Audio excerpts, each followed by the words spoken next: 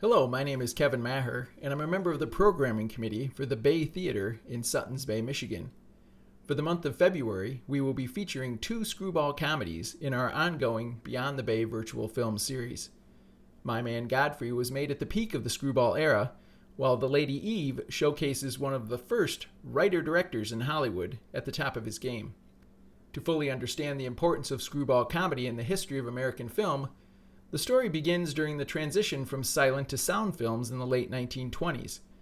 During the heady rush to integrate sound into as many films as possible, Hollywood studios floundered as they looked to transition title card writers into storytellers, capable of stringing together scene after scene with clever dialogue. Many producers began importing playwrights and reporters from New York, with Citizen Kane screenwriter Herman J. Mankiewicz famously sharing with reporter-playwright Ben Hecht that millions are to be made in Hollywood, and your only competition is idiots. Hecht became the most prolific of a new breed of studio employee, the screenwriter.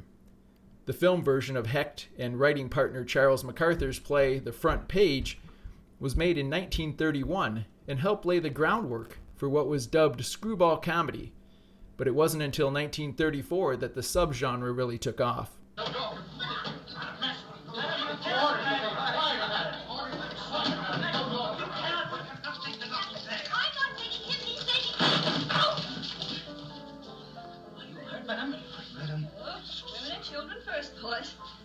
Hey, what is the score anyway?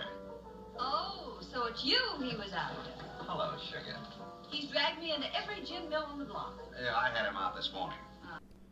Combining elements of the physical nature of silent-era slapstick with rapid-fire dialogue, screwball comedy can best be described as organized chaos perched on roller skates. The runtime of most screwballs usually clock in at less than 2 hours, but there is more dialogue, often layered on top of itself, and more plot twists than a 3-hour epic.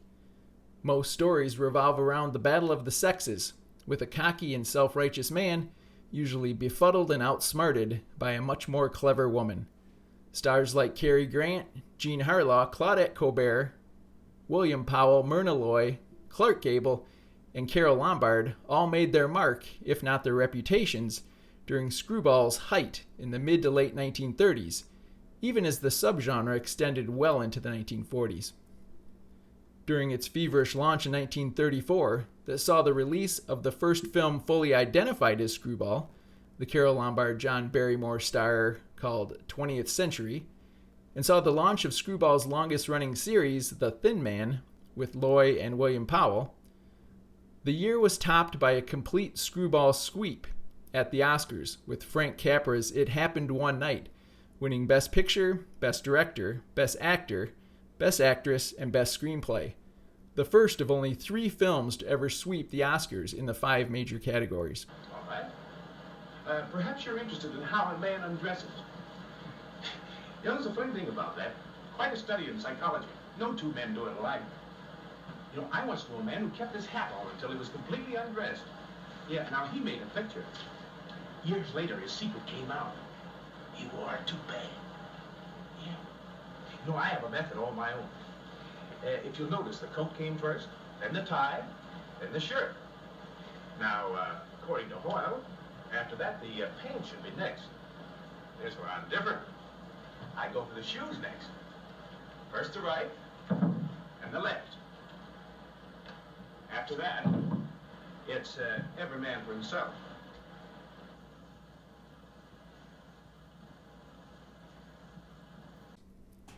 Capra, along with directors Howard Hawks, William Wellman, Gregory LaCava, and George Cukor, all created at least one classic in the genre, with Hawks turning in a handful himself, including the aforementioned 20th Century, Bringing Up Baby, His Girl Friday, and Ball of Fire. The manic nature of the production process during the era certainly helped maintain the breakneck pace of the films, but in almost every instance, they rely on a combination of the steady hand of a creative director, along with the razor-sharp dialogue of playwrights like Noel Coward, novelists like Somerset Maugham, and Oscar winners Robert Riskin, Preston Sturges, and Billy Wilder. Coinciding as it did with the Depression and the implementation of the morally strict production code, screwball comedy offered a distraction from the economic failures in society, as well as a clever way of getting sexual innuendo past the censors, both to the delight of the paying audience. Claudette Colbert's famous hitchhiking scene in It Happened One Night offered a semi-salacious image of Colbert's leg, but couched in a comedic duel with companion Clark Gable, the scene had little trouble with censors. Similarly, Cary Grant explaining why he's dressed in Katharine Hepburn's robe in Bringing Up Baby uses wordplay to escape the censors. While his physical appearance reinforces the comedy, he utters that, "I just went gay all of a sudden," using one meaning of the word to undermine the other meaning. This was one of the first instances of gay being used in the mainstream movie to mean homosexual, but by couching it comedically and with a more obvious additional meaning, the scene bypassed the censors. Scenes like these run all through the screwball comedy films, but were either too clever or too quick for censors to catch them, and add yet another layer of enjoyment for modern audiences. Just like every genre in film history, success bred imitation, and screwball comedies proliferated throughout the 1930s, just as superhero movies clog the multiplexes these days. Eventually, the subgenre tapered off as the U.S. approached war in the early 40s. During its heyday, however, films like The Awful Truth, The Philadelphia Story, Sullivan's Travels, Nothing Sacred, Libeled Lady, and You Can't Take It With You, among others, raised the level of comedy to a level that hasn't been consistently matched since. Occasionally there have been screwballs dropped into regular release patterns, and they always stand out when they're well done. Some Like It Hot in 1960, for instance, What's Up, Doc in 1972, Arthur in 81, The Runaway Bride and Four Weddings and a Funeral in the 90s, and more recently The Hangover in 2009, have all borrowed freely from the basic tenets of the subgenre. If any of these modern films bring a smile to your face, you owe it to yourself to explore the origins of their madness. Screwball comedy may have arrived, peaked, and waned a long time ago, but one thing is for sure.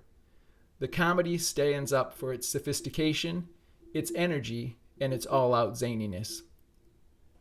Join us in February when we discuss two of the all-time great screwball comedies. My Man Godfrey, starring Carole Lombard and William Powell and released in 1936, will be discussed on Tuesday, February 9th. And The Lady Eve, released in 1941, written and directed by Preston Sturgis and starring Barbara Stanwyck and Henry Fonda, will be discussed on Tuesday, February 23rd. Go to thebaytheater.com for more information and a direct link. Look for our introductions for each film about a week before our discussion. For viewing the films, please refer to the sites noted on the screen at the conclusion. Thanks for watching, and please enjoy the films.